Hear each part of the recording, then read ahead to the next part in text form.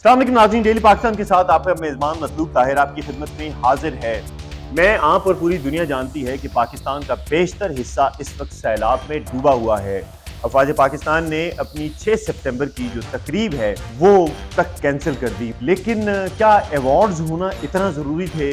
कश्मीर बासमती जो है वो एक बहुत बड़ी ब्रांड है, ये अवार्ड करते हैं। हम टीवी के अवार्ड्स होने जा रहे हैं कनाडा में और कमोबेश 200 से ज़्यादा लोग सफ़र कर रहे हैं पाकिस्तान से कनाडा।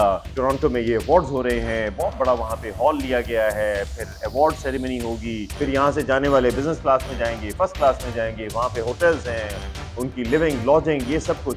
तो क्या ये अच्छा होता कि ये एक्टर्स जितने भी हैं ये वैसे तो बहुत बड़ी बड़ी बातें करते हैं, हुकूमतों पर तनकीद करते हैं, इदारों पर तनकीद करते हैं, जो कि बहुत अच्छी बात है, करनी भी चाहिए, लेकिन अपने हिस्से की शमा जलाने का क्या ये भी एक अच्छा तरीका नहीं था कि इस साल ये ब्रांड भी अवार्ड ना करती, ये टेलीविज़न भी अवार्ड ना करता और ये अनाउंस करते कि जनाब हमारे अवार्ड्स पे मिसाल के तौर पे अगर 10 करोड़ रुपया खर्चा आ रहा था तो वो 10 करोड़ रुपया हम इन लोगों की रिहेबिलिटेशन के लिए लगाएंगे, सैलाब ज़दा इलाकों में जाएंगे। आप यकीन मानिए, आप वो फुटेजेस देखें, लोगों के घर तबाह हो गए, उनके पास खाने के लिए कुछ नहीं, उनका माल मवेशी, उनकी फसलें, सब कुछ तबाह हो गया। तो ऐसे हालात में तो बहुत लग्जरी लाइफस्टाइल गुजारना बहुत अच्छी बात नहीं है। वो सारी चीज़ें एक जगह पे, और दूसरी तरफ अवार्ड्स, ये बिल्कुल बहुत बाद की चीज़ है। यानी आप अगर इस बात से अंदाज़ा लगाएं कि कोविड के 3 सालों में ये अवार्ड्स नहीं हुए, तो अगर कोविड के दौरान ये नहीं हो सकते हैं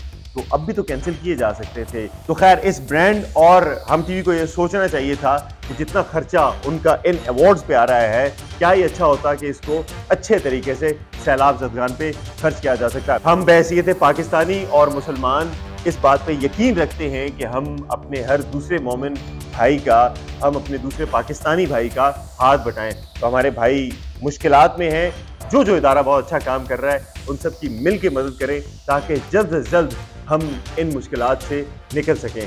अपने मेज़बान को इस दुआ के साथ इजाज़त दीजिए कि आने वाले दिन महीने साल पाकिस्तान और वतन अज़ीज़ के लिए अच्छे हों। देखते रहिए डेली पाकिस्तान और अपनी फीडबैक से आगाह करते दीजिए। अल्लाह।